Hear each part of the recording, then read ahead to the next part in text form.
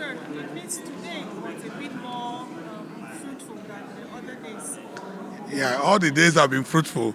It depends on what happened on each day.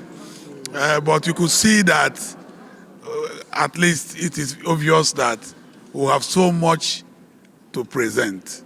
And the court has been magnanimous, and our colleagues have worked with us.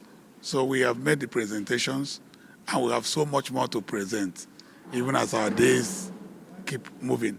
What is the difference between the Form ECD and the Form ECD8A? Well, you will, let me say it this way. Part of the contentions is 36 states and the FCT. So EC8D is the result of the 36 states and FCT, and EC8DA is the national result.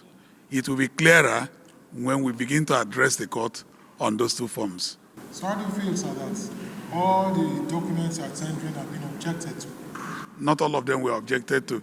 EC8DA was not objected to.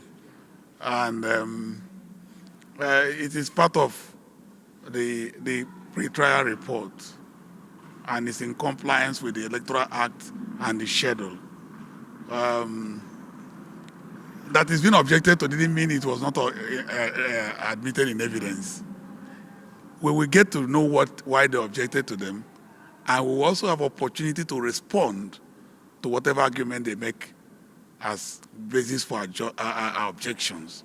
But don't worry about that. The court will take care of all those. So could you give us an insight to what will happen tomorrow?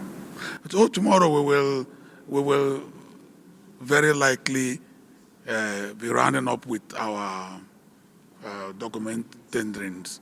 We thought we could conclude all of them today, but you notice that both for judges to have been sitting since morning, we don't, and we are also tired. We were tired, that's the truth of it. You can look at what the time is today.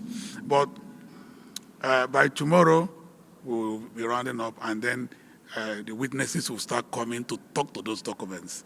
And then you begin to see life coming into the documents. But that's how election petitions go. The documents will go in, the witnesses will speak. What about your subpoena reverse reports? When will they be available? They will be available before too long. Thank you, sir. Yes.